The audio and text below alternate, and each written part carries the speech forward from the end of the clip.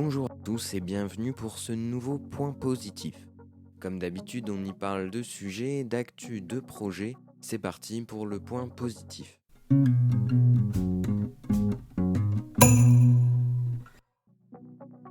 Conçu par l'équipe de l'université de Maryland aux États-Unis, ce drone a une particularité. Il possède des hélices hélicoïdales. En effet, ce petit engin volant est inspiré de la célèbre vis aérienne imaginée par Léonard de Vinci au XVe siècle.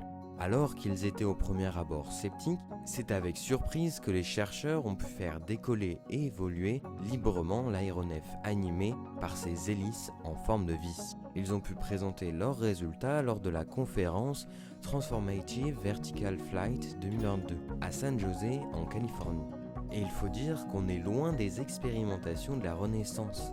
À la place du bois, de la toile de lin et du cuir, c'est de l'aluminium et du plastique qui ont servi à concevoir ce drone à l'allure si particulière. La modélisation informatique a également permis d'optimiser la conception des hélices pour vérifier leur comportement aérodynamique.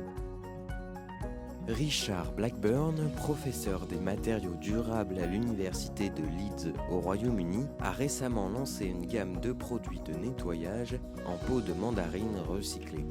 Environ 10 millions de tonnes d'écorce de mandarine sont incinérées chaque année, puisque comme tous les agrumes, les écorces de mandarine sont difficiles à composter à cause de leur enveloppe protectrice très évoluée qui empêche la dégradation. Son entreprise de beauté verte, le Dr Kraft, réutilise les peaux de mandarine séchées en les important de Chine.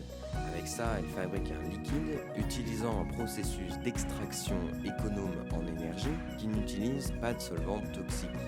Mais le recyclage en matière de produits de beauté en tout genre ne s'arrête pas là et on peut retrouver les toniques pour cheveux violets, les sérums éclaircissants avec les peaux de cassis séchées récupérées ou encore avec les pépins de raisin des vignobles et les déchets d'avocat qui constituent un exfoliant idéal.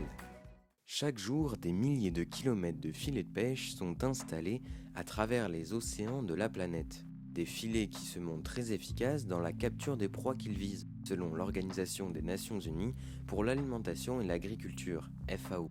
Plus de 90 millions de tonnes de poissons ont été pêchés dans le monde en 2016.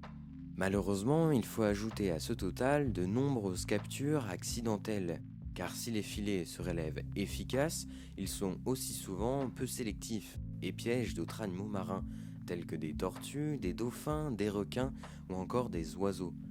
Requins, tortues, baleines et dauphins se font donc involontairement capturer dans les filets de pêche puis sont rejetés dans l'océan, généralement entre la vie et la mort.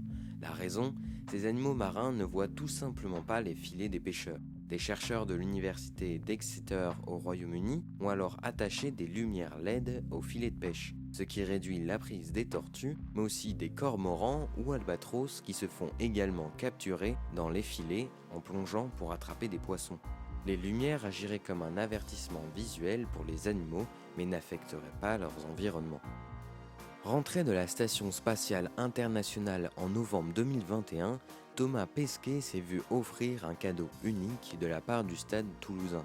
Son club de rugby préféré a fait réaliser pour lui une paire de chaussures appelée Space Jordan 1, constituée de matériaux utilisés et récupérés de l'ISS. Cette paire est très largement inspirée de la célèbre Air Jordan de Nike.